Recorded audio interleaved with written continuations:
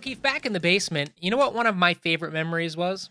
Do tell. That week, every year, between Christmas and New Hmm. Year's, because you were off from school, which meant Yes. time to play with your presents, time to spend with your friends and family, and up in Vermont, I'm sure lots of time playing in the snow.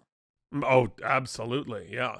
And so I think, in the spirit of that, friends and family, dear listener, we'd like to give you a week off to catch up on your other podcasts and do your Yay. stuff. And we're going to just say happy holidays. So, Keith, why don't you take this opportunity, this one opportunity you get, Mm. to not be deprecating in any way, shape, or form and to express some sincere gratitude to our listener?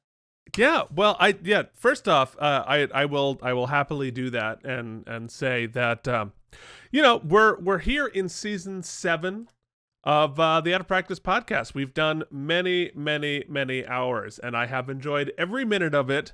And those mighty folks who have stuck with us, we very much appreciate, and it actually means a lot to both of us. What we do, we enjoy it, and we want to continue doing it. So thank you very much. Have a wonderful holiday, whatever you celebrate or don't celebrate. If it's just Tuesday to you, have a great Tuesday. But before we sign off, I feel like if we're going to do this day in the basement, Mike, what was the favorite holiday present you have ever received?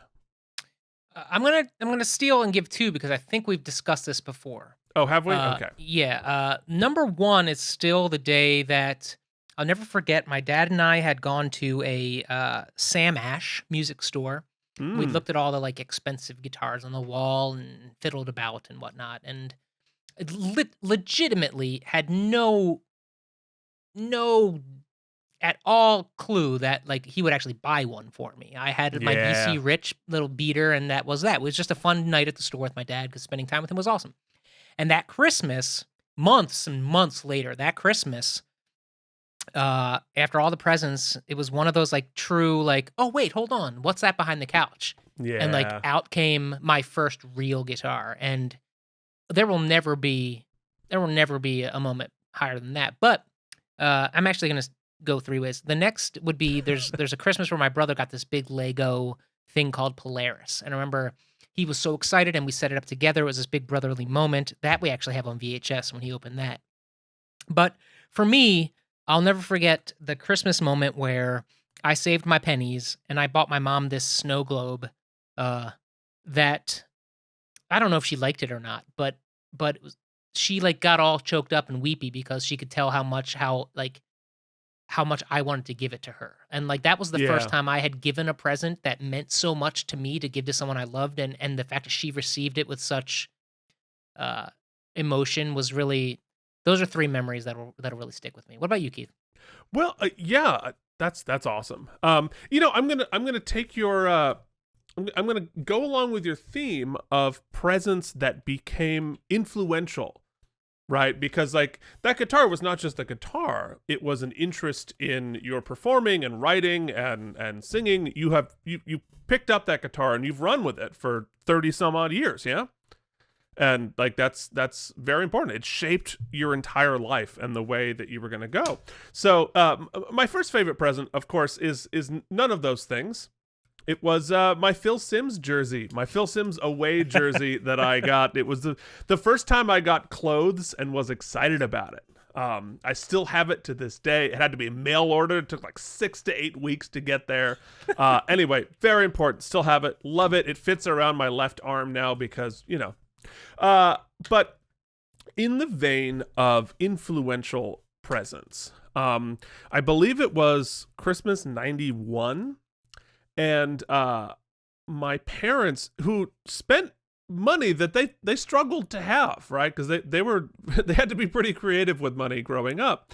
And they bought us all tickets to the first national tour of Phantom of the Opera, right when it first down up in Montreal. And this was not only the first time I saw Phantom. I'd never been to New York. This was the first professional show I had ever seen in my life. And we sat there in the front row or second row of the mezzanine and watched my first professional production. Now this was not some like lazy bus and truck like we did. This was This was like the big production. It was back before they had the fire codes, so they just the fireball, which now is like a fire, is now this huge wall of fire. It blew my mind, and I sat there as 11-year-old me watching this production of Phantom, and I was like, oh shit, this is all I want to do for the rest of my life. Like, this is like game over.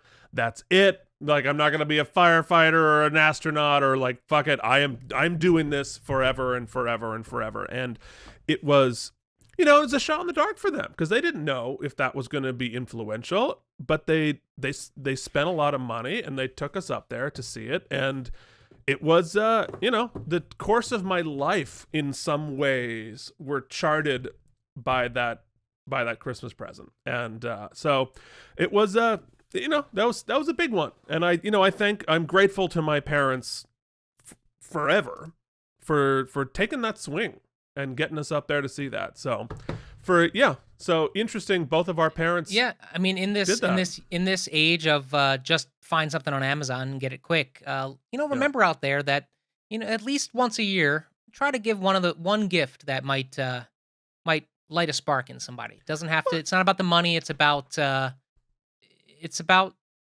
impact. I think it's a gift that opens a door, right? It's a key, if you will. It's a key. It's a key to unlock something special. All right. Well, then I think that's plenty from us. We need to, we're going to unlock the rest of your day and go spend some time with your loved ones in any way you choose to celebrate. And we will see you back next week on the Out of Practice podcast. Mike, anything else to say? Yeah, in the interim, Keith, a merry holiday, Christmas. I know you celebrate, to you, to your wife, to Charlie Jr., and in all sincerity, buddy, this is the highlight of my week every week, even when it feels like a goddamn job. And I'm so psyched that we're going on to our 3rd year together, and I'm really excited about, I mean this, I'm really excited about a lot of the things we have planned because I don't know why it is, and I didn't know it when I met you on the bus, but you've turned out to be the partner that I never knew I needed and wanted. Likewise. I feel much the same. All right. All right, kids. See you next week. Happy Christmas. No, happy holidays. Happy holidays. Happy Tuesday. Or Tuesday. Can you tell we planned this? Because we did not. Always.